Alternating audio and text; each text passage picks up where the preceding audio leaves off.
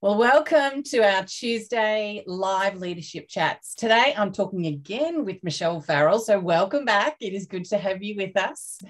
Michelle is the co-director of the Future Leaders Group and works with not-for-profits and corporates, particularly around strategy, culture, and leadership. And so today, we're actually going to talk around being a non-anxious presence. My name is Kylie Butler, and I'm a part of Christian Coaching Institute, which is Australia's leading Christian coaching organisation. We've been coaching and training leaders in coaching for over 10 years now. So, Michelle, welcome back. It is so good to have you back with us. Before we jump into today's topic around being a non-anxious presence, tell us a little bit about who you are, what your role is that you're fulfilling currently, and what is it that you love doing? Great. It's great to be back, Kylie. So thank you. Really lovely to have these conversations. My role is as director of the Future Leader Group. So doing a lot of work with individuals and teams in organizations looking at strategy. So my background's more in sort of brand communications, strategic planning sort of work. So I really enjoy working with teams and creating those pieces of work. And also, coach. So I am a train coach and love doing things like working with people around Enneagram and Myers-Briggs and emotional intelligence, generational intelligence type work, and helping them, become better versions of themselves, better leaders, knowing themselves to be able to lead more effectively. So that keeps me busy.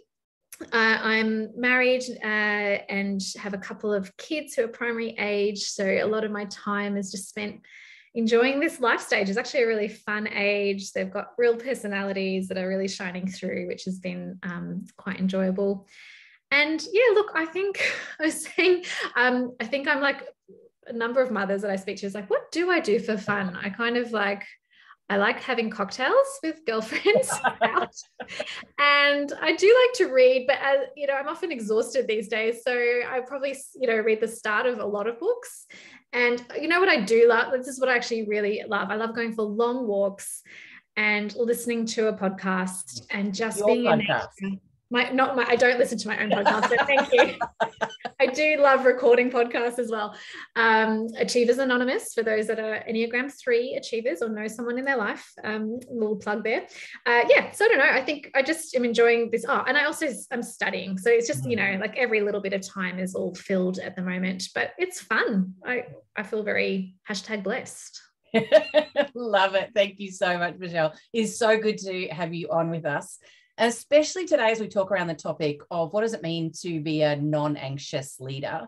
And so you get to work with leaders all across Australia in so many different contexts.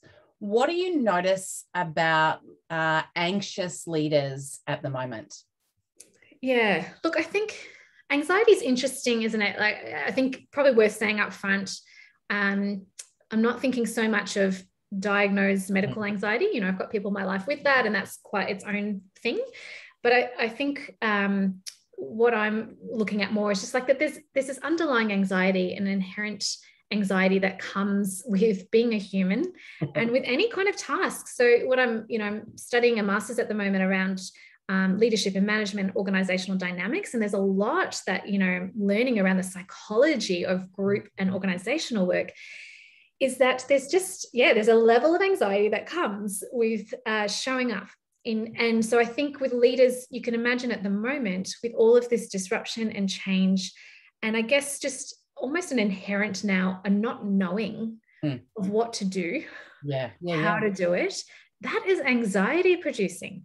So whether you're in business or you're running a church or you're at middle level management in a not-for-profit, I think that anxiety is there. They're just like, what I am used to doing and what has worked for me before, I'm not sure will serve me going forward. Yeah. So my goodness, that is high anxiety production. And, if you're in an organization as well that needs to raise funds, there's all these external pieces going on outside of our control. And that is also anxiety producing. I think there's less worries when we have a level of control. But I think what we're learning these days is that there's less and less control. Yeah. We have. And so what are you noticing even in the contexts where these people are leading?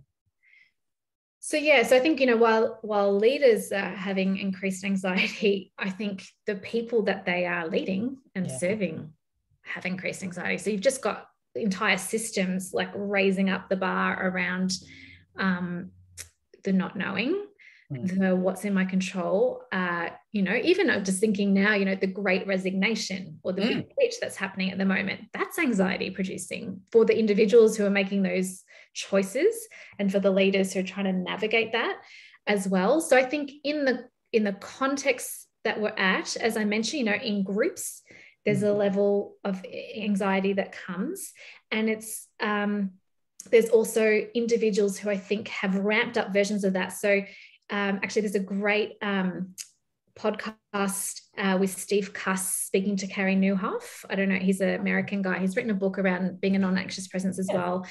And, I think that was a really interesting conversation around so many individuals in churches who are coming with all of their issues, to give to the pastors. And it's anxiety being thrown at them. So there's that happening probably at a bigger level than ever before.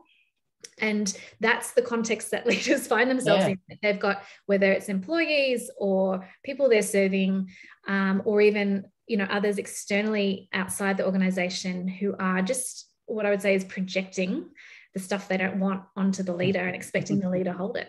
Yeah. And so as that comes to the leader, like what shows up when leaders are anxious? Yeah, look, there's a whole range of things, isn't there? And I wonder actually whether some of the way it shows up depends on your personality wiring as well. So I think about each of the Enneagram types, which you did an excellent series on. So go back and listen to that. I think that would come into play. I think some common things, of course, are being reactive.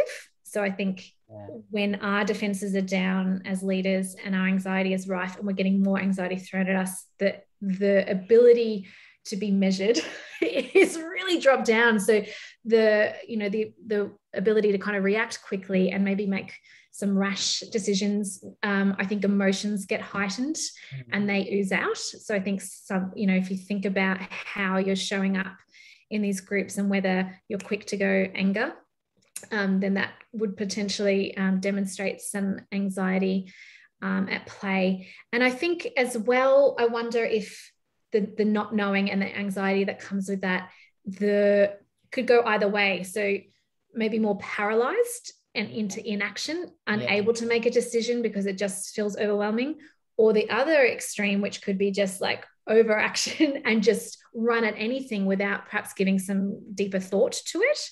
So I wonder if we see both of those extremes at play when there's that anxiety in the mix. Yeah. And so what do you think, what's some tips or insights that you've got to be a non-anxious presence, to be a non-anxious leader in the middle of all of this? Easier said than done. So I will just put that out there. I think there's no silver bullet as such. I would say, I think first thing, as we say always in this kind of leadership development stuff, is like self-awareness. So I think a big one is just being, do you have a daily practice of tuning in to yourself and to actually asking the question, am I feeling anxious? What emotion am I sitting with at the moment? Where is it in my body? Like actually knowing where anxiety sits in your body. For me, it's the clenched jaw and the tight shoulders. Okay, that's giving me a warning sign. So being mindful of that and then, doing the work to contain that for yourself. So I think classic things, go for the walk as I do, maybe with no podcast, just, listening to nature, being able to do the journaling, being able to have someone to speak to, like a spiritual director or a coach or a counselor of some sort, just to do your own work. And then I think when you're showing up in those scenarios where the anxiety is rife, I think being aware of it is really key, and just trying to think below the surface of what is happening in a group setting, to consider what could be being projected on to you as a leader, and to work out what to take on and what to give back to the person. So I wonder about having a couple of key questions, good coaching questions, that buys you some time and means that you're not taking on all of that emotion or anxiety on behalf of that individual. So things like, I'm wondering what could be going on for you under the surface right now, or can we just take a moment and just want you to reflect a little bit more on what you just said? Can you tell me more about that? You know, just some of those things that will just shake up the dynamic a little bit. And also the other thing I would say is when we're in with teams, I wonder about embedding space for reflective thinking and a reflective practice in our agendas, to create space to go, I wonder what was going on for us when that thing happened just last week, or what are we all sensing right now, and actually being able to start to put some words to what is going on, that I think can help just dissipate some of that anxiety and give voice to some of the emotion or the tension that's at play.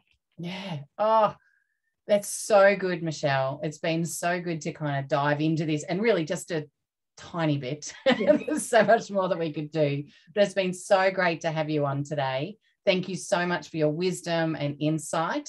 And for those watching, look forward to seeing you next Tuesday at 1 o'clock. Have a great day. Thanks.